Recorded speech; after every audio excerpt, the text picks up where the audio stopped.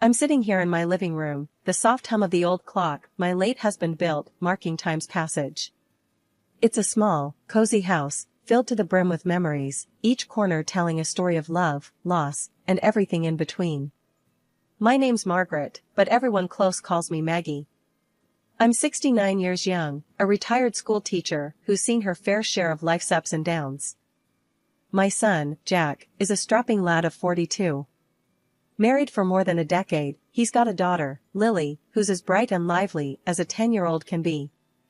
Then there's Emily, my daughter-in-law. Our relationship's been, well, complicated, to put it mildly. Mom, you sure you don't need anything else done around here? Jack's voice pulls me from my thoughts as he stands in the doorway, concern etched on his face. I shake my head, offering him a smile. I'm all set, sweetheart. This old house is holding up just fine, thanks to your dad's handiwork. He nods, though I can tell he's not entirely convinced. All right, but if you need anything, you call me, okay? Don't bother with Emily, you know how she gets. I sigh. Jack, she's your wife. I don't want to cause any trouble between you two. He shrugs, a bit of frustration showing. Yeah, well, things have been tense. But we'll manage. We always do. The conversation shifts to lighter topics, Jack filling me in on Lily's latest school project and Emily's plans for the weekend. But there's an unspoken tension in the air, a distance that wasn't there before. As Jack leaves, promising to visit again soon, I can't help but feel a pang of loneliness.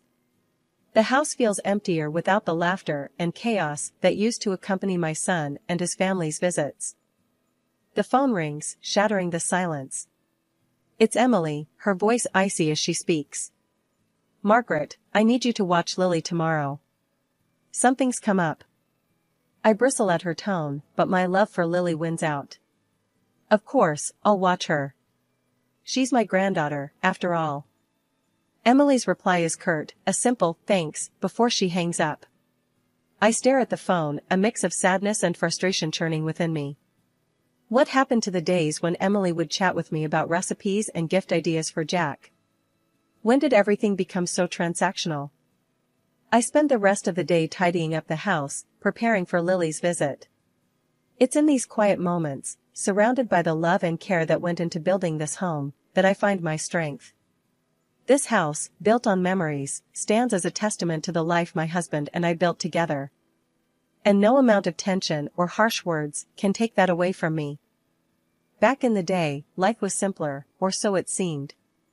I was still teaching, shaping young minds, while my son Jack was just starting to make his way in the world.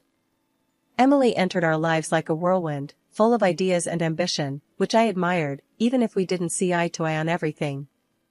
Mom, I want you to meet Emily, Jack had said, his eyes shining with that look of love I hadn't seen in a long while.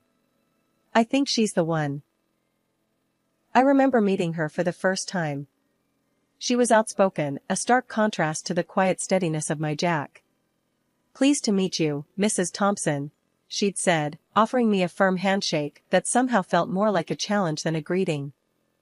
I smiled, trying to ease the tension. Call me Maggie, dear. Mrs. Thompson makes me feel like I'm still in the classroom. She laughed, but it didn't quite reach her eyes. All right, Maggie it is. Jack's told me so much about you. Those early days were a mix of getting to know Emily and adjusting to the new dynamics she brought into our family. Jack was smitten, and I, despite my reservations, hoped for the best. Emily would often come to me for advice, especially when it came to Jack. Maggie, what does Jack like to eat? I want to surprise him, Emily asked one afternoon, her tone softer, almost vulnerable. I found myself warming to her in those moments. He loves beef stew, the way his dad used to make it. I can show you if you like. And so, we cooked together, a tentative peace forming between us. But it wasn't always easy. Emily had strong opinions, especially about how Jack should be advancing his career, which often led to heated discussions.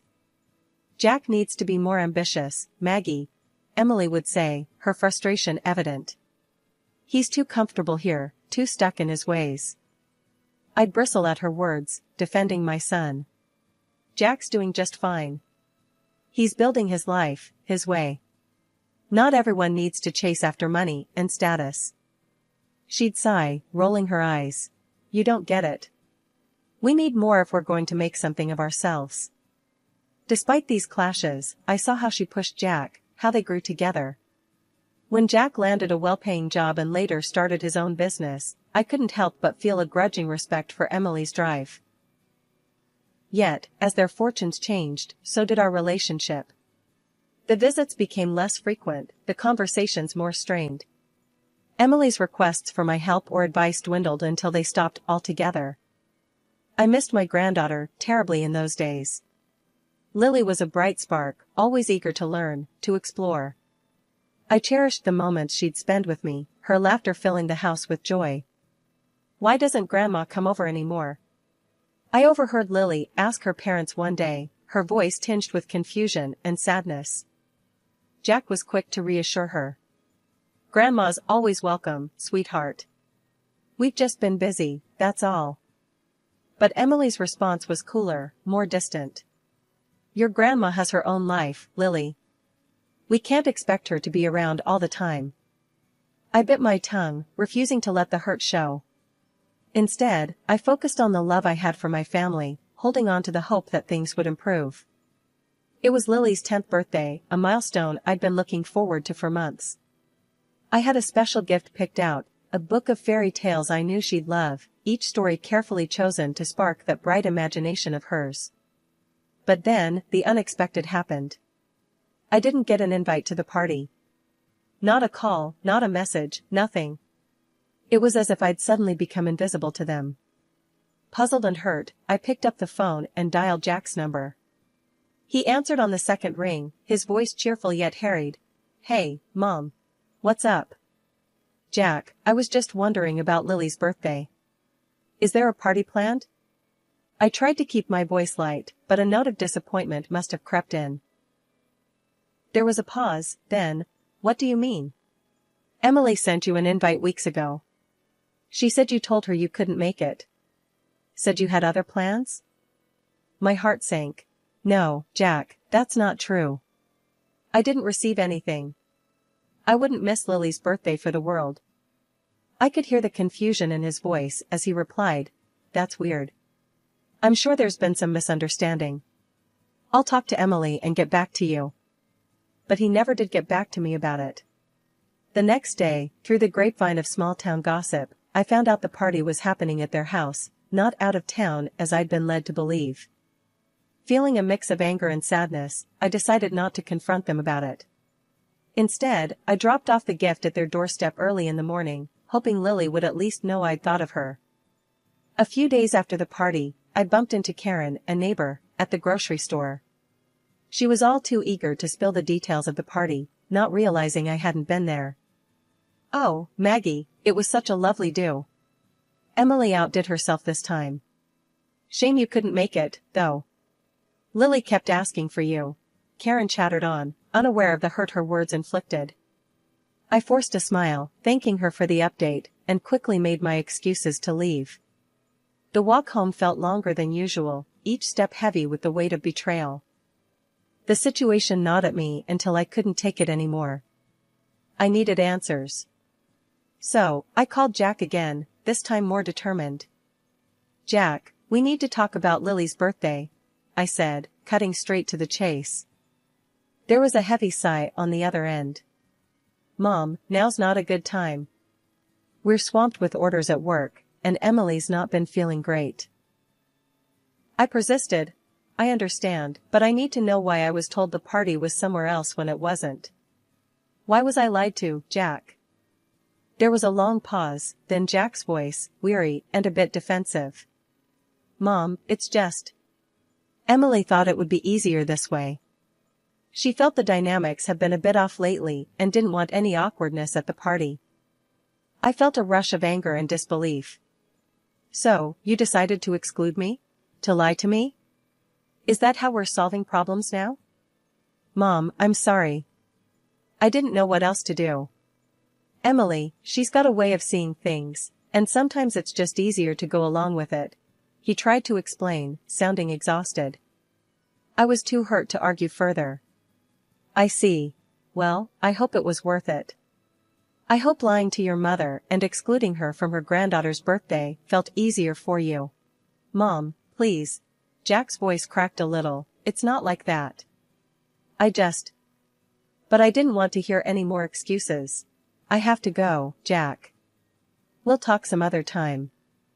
Hanging up, I felt a mixture of sadness, anger, and resignation. It was clear that my relationship with Emily, and now perhaps even with Jack, was more fractured than I'd realized. After the birthday mess, things went quiet. Too quiet.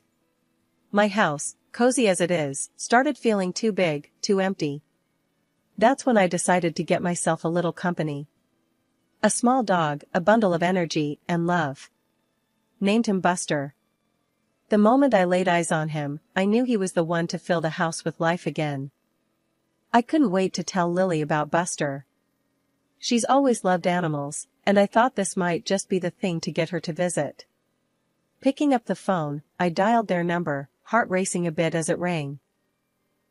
Grandma. Lily's voice, bright and cheerful, filled my ears the moment she picked up. How are you? Doing just fine, love. Guess what? I've got a surprise for you. A little dog named Buster, I said, unable to keep the excitement from my voice. Really? A dog? That's awesome. I want to see him.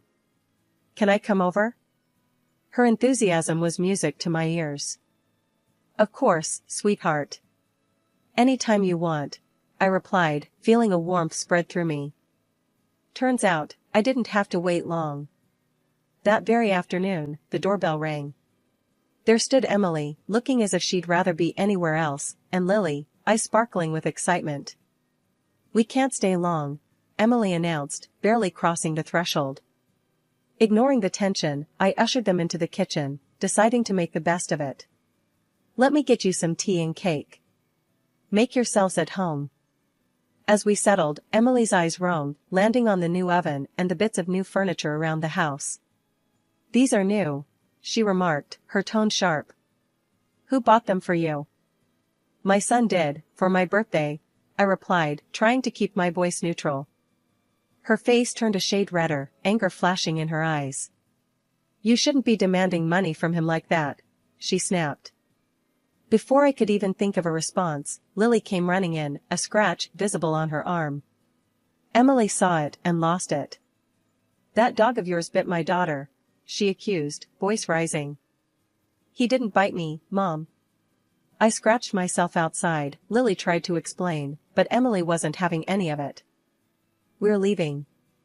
And we won't be back, Emily declared, dragging Lily away, before I could even get a word in. Once they'd left, I felt a mix of anger and sadness. I needed some sense talked into me, so I called my sister, Carol. Carol, you won't believe what just happened, I started, recounting the whole ordeal. Carol, ever the voice of reason, listened quietly before speaking.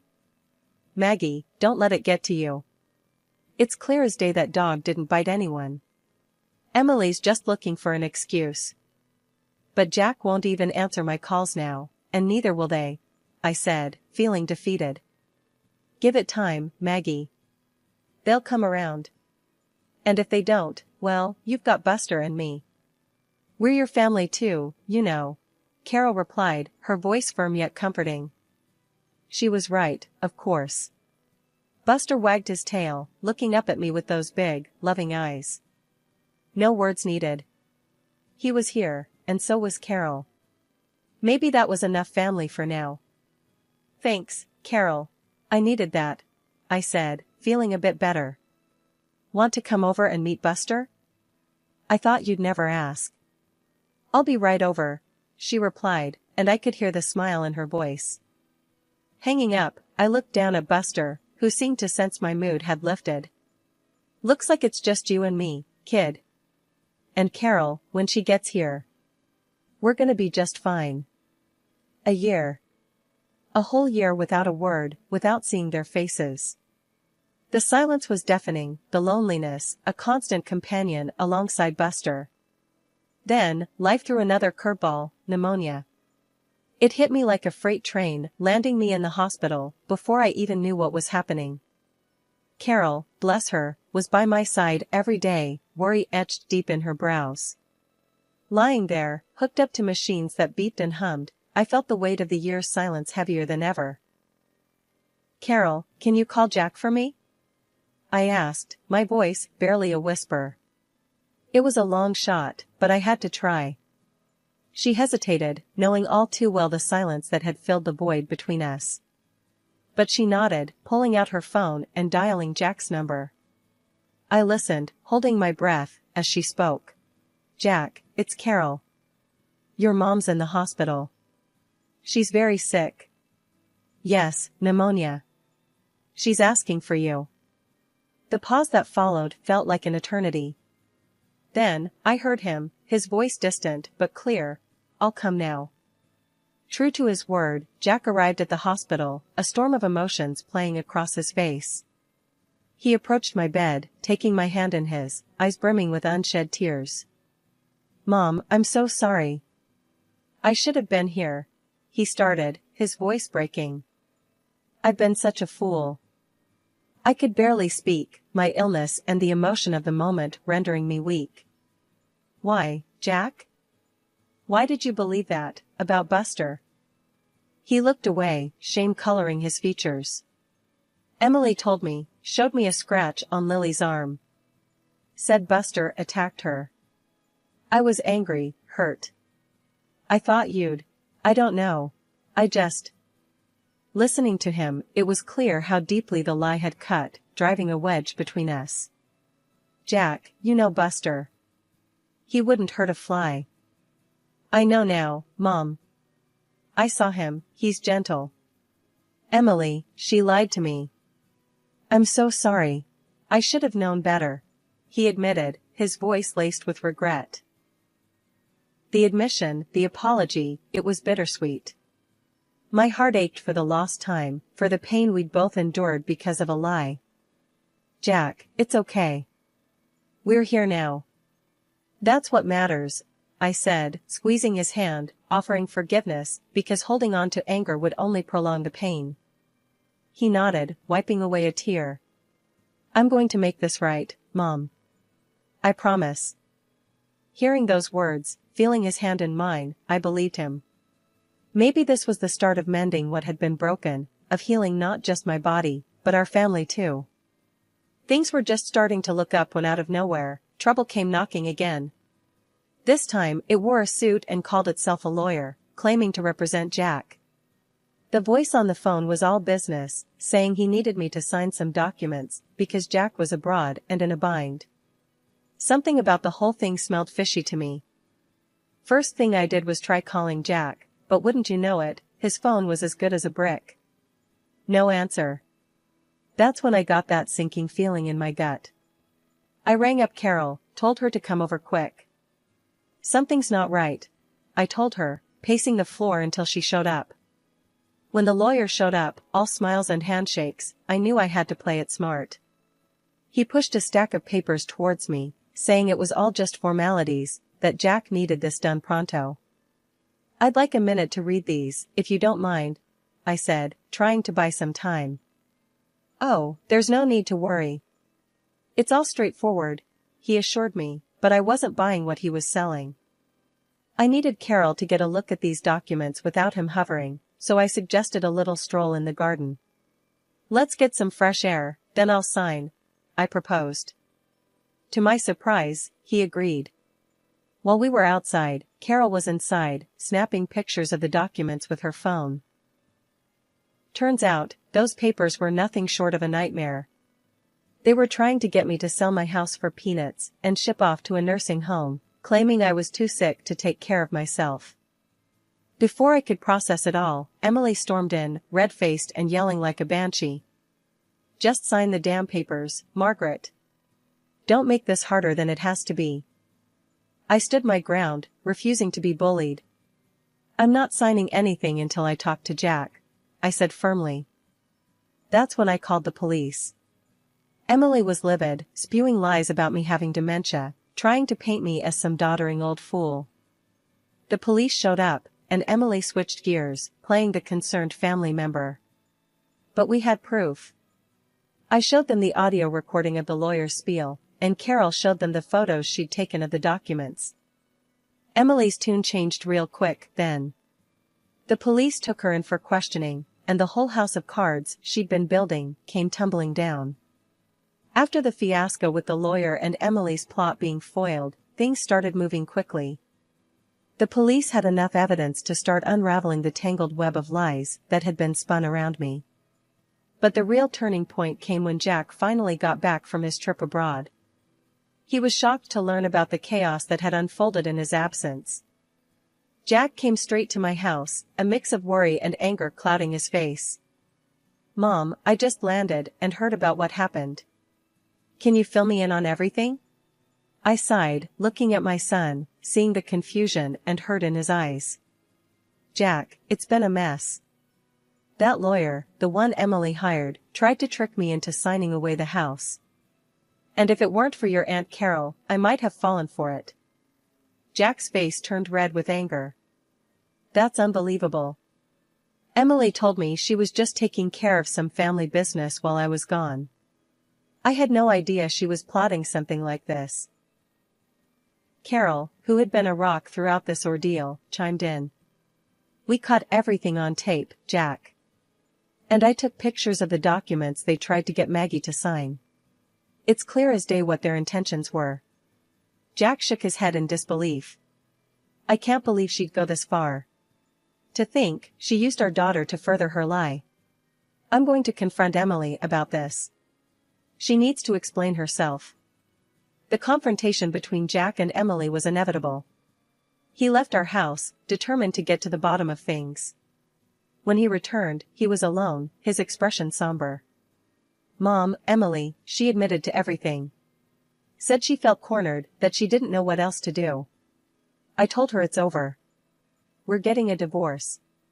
I can't be with someone who'd put my own mother through something like this." Hearing Jack's words, I felt a mix of relief and sorrow. Relief that the truth was finally out, but sorrow for the pain my son was going through. "Jack, I'm so sorry it's come to this. But I'm proud of you for standing up for what's right." Jack nodded, pulling me into a hug. "I should have listened to you sooner, Mom. I'm just glad you're okay." In the days that followed, we worked on healing the rifts that had formed. Jack was a frequent visitor, often bringing Lily along, who was overjoyed to spend time with Buster and me. The ordeal had brought us closer, reminding us of the importance of family and truth. After the storm comes the calm. That's how it felt once everything with Emily was settled. Jack got the divorce finalized, and though it was a tough period for him and Lily, they started to find their rhythm again. Life at the house felt fuller, happier with their frequent visits. It was like we were all breathing a bit easier, ready to welcome whatever came next with open arms. One sunny afternoon, as I watched Jack and Lily playing with Buster in the garden, I realized how much things had changed. Jack walked over, settling down beside me with a sigh. "Mom, I've been thinking," he started, watching Lily throw a ball for Buster. "I want to start fresh, maybe even move closer to you. What do you think?" I smiled, the idea warming my heart. "I think that's a wonderful idea. Having you and Lily nearby would be a dream come true." Lily ran over, breathless and laughing. "Grandma, did you see how fast Buster is?" Her eyes sparkled with joy, so much like her father's. "I sure did, sweetheart. He's got quite the sprint on him," I replied, hugging her close.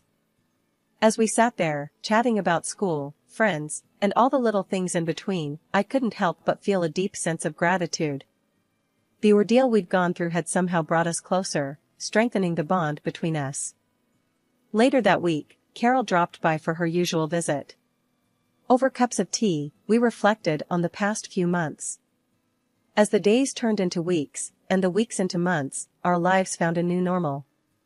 Jack and Lily did move closer, just a few streets away, making spontaneous visits a regular occurrence. The laughter and love that filled my home were a balm to my soul, healing old wounds and bridging any gaps that had formed. One evening, as we all gathered for dinner, Jack raised his glass in a toast. To new beginnings, to family, and to a future filled with love and laughter. We've come through the storm, and now it's time to enjoy the sunshine. We all echoed his sentiment, clinking glasses and sharing smiles. It was a simple moment, but it held the weight of everything we'd endured and overcome together.